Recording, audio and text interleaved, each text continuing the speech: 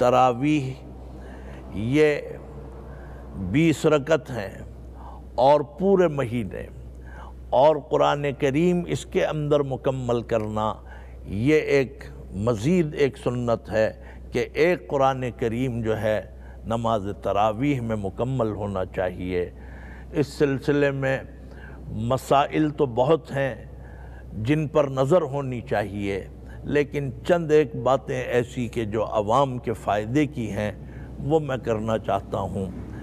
ایک تو یہ ہے کہ تراویح میں ذوق اور شوق سے آئیں، اور دوسرا یہ ہے کہ تراویح میں ہمارے بہت سے ایسے بھی ہمیں نمازی نظر آتے ہیں، وہ چاہے جوان ہوں یا بوڑھے ہوں، وہ یہ انتظار کرتے ہیں کہ حافظ قرآن جب امام رکوع میں جائے گا تب وہ نیت باندھتے ہیں۔ یاد رکھیے ایسا کرنا جائز نہیں ہے، اور اندیشہ ہے کہ اللہ تعالیٰ اس بات کی سزا دیں۔ کیا آپ کو اللہ کا کلام حالت نماز میں سننے میں کوئی دشواری ہے؟ حقیقت یہ ہے کہ یہ ادا اللہ کو پسند نہیں ہے۔ آپ تراویح میں تکبیر تحریمہ جب ہو اس وقت سے آپ اس میں شریک ہوں، اور یہ بیچ میں جو یہ سلسلہ ہے کبھی کبھی لوگ کہتے بھی ہیں کہ اعلان کیا جائے، لیکن میں آج شروع ہی میں یہ بتا رہا ہوں، ایسی تراویح شاید اللہ کے یہاں قبول نہ ہو، اس کا ثواب بھی آپ کو نہیں ملے گا۔ تراویح کا مکمل ثواب جب ہے کہ جب آپ شروع سے امام کے ساتھ شریک ہوں اور قرآن کی تلاوت بھی اس کے ساتھ سنیں۔ دوسرا یہ ہے کہ جہاں پر یہ طریقہ ہے کہ 3 دن یا 6 دن میں قرآن کریم مکمل ہو، ایسا بھی رواج ہے، اگرچہ یہ جائز ہے، لیکن اس صورت میں کہ جب کہ قرآن کریم اتنا صاف پڑھا جائے کہ سننے والے کی سمجھ میں آئے، تجوید اور قواعد کے ساتھ پڑھا جائے۔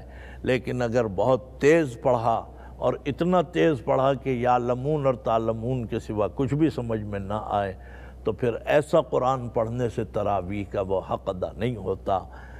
یہ بات بھی۔ دوسرے یہ ہے، ہمارے بہت سے مسلمانوں کے ذہنوں میں یہ ہے کہ جب 6 دن میں تراویح ہم نے پڑھ لی، قرآن مکمل ہو گیا، تو وہ سمجھتے ہیں کہ اب ہمارے اوپر اب تراویح نہیں ہے۔ یاد رکھیے یہ غلط فہمی ہے، یہ شیطان کا دھوکہ ہے۔ روزہ اور تراویح یہ ساتھ ساتھ چلتے ہیں۔ اگر 6 دن میں پڑھ لیں اور 10 دن میں پڑھ لیں، 15 دن میں اگر قرآن مکمل کر لیں، تب بھی یاد رکھیے قرآن مکمل ہونے کی سنت تو حاصل ہو گئی، لیکن تراویح چھوڑنے کی اجازت نہیں ہے۔ تراویح کا تعلق رمضان کے ساتھ ہے، تو یہ بات بھی ذہن میں رکھیں۔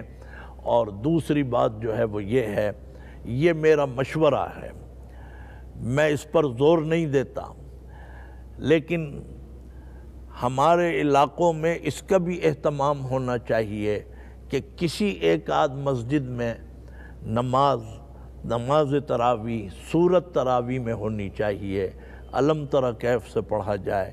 یہ میں نہیں کہہ رہا کہ ہر مسجد میں ہو، لیکن ایسے بہت سے مسلمان ہیں کہ جو بہرحال معذور بھی ہیں، بیمار بھی ہیں، اگر ان کے لیے یہ آسانی ہو جائے کہ کسی مسجد میں سورت تراویح کا سلسلہ ہو، میں یہ اپنے ذوق کے مطابق یہ مشورہ دے رہا ہوں، تو اس میں امید ہے کہ جو لوگ تراویح میں سستی دکھاتے ہیں یا پورا سپارہ اور 2 سپارے سننے کی سکت نہیں ہے، وہ یقیناً سورت تراویح اور الم تری کیف سے جہاں تراویح ہوگی اس میں سمجھتا ہوں کہ وہ یقیناً اس میں شریک ہوں گے۔ اس میں ایک آسانی اور سہولت ہوگی، لیکن فضیلت اسی تراویح کو ہے کہ جس میں قرآن کریم پورا پڑھا جائے اور سننے والے قرآن کریم کو پورا سنیں، مسجد میں ہو یا اور مسجد کے علاوہ گھر میں ہو یا کسی پارک میں ہو۔ باقی یہ ہے کہ مسجد کے اندر تراویح پڑھانا اور پڑھنا یہ افضل ہے، اور تراویح یہ اللہ کو اتنی پسند ہے کہ اللہ تعالیٰ نے رمضان کا حسن، روزے کا حسن بھی جبھی حاصل ہوتا ہے کہ آپ دن میں روزہ رکھیں اور رات کو تراویح کا اہتمام کریں۔ 20 رکعت تراویح یہ حضور اکرم صلی اللہ علیہ وسلم سے اور صحابہ سے یہ ثابت ہے، اور بہرحال اسی پر ہمیشہ سے عمل ہوتا رہا ہے۔ اسی طریقے پر تراویح میں اور بہت سی کوئی ایسی چیزیں شامل کرنا کہ جس سے گویا کراہت پیدا ہو جائے یا اور کوئی خرابی پیدا ہو جائے، اس سے بچنا چاہیے۔ تراویح حافظ قرآن ہو اور یہ کہ مسائل کا بھی جاننے والا ہو، اور اس کے چہرے پر داڑھی بھی ہو، اس لیے کہ داڑھی اگر وہ کاٹتا ہو یا چھوٹی ہو تو ایسے امام سے بہتر ہے کہ کوئی اپنے انفرادی طور پہ تراویح پڑھ لے، یا یہ کہ کوئی سورت تراویح پڑھ کے یا کسی کے پیچھے وہ گویا تراویح ادا کر لے۔ بہرحال تراویح کا عمل اس کو مسلمانوں کو سمجھنا چاہیے، یہ اختیاری نہیں ہے کہ جس کا جی چاہا چھوڑ دیا۔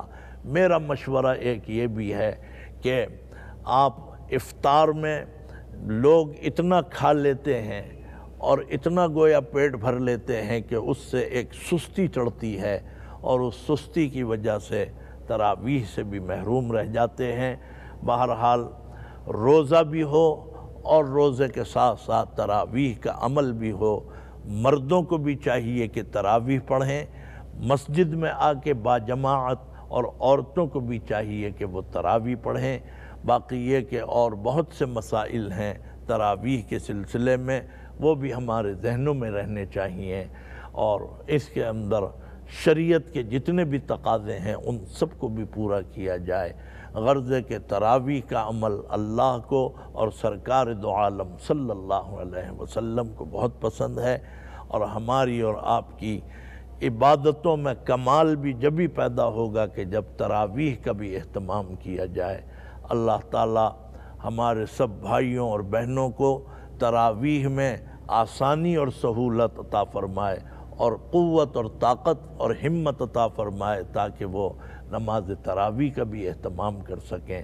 اللہ تعالی ہمیں سب کو اپنے دین پر عمل کی توفیق عطا فرمائے۔ وآخر دعوانا ان الحمد للہ رب العالمین۔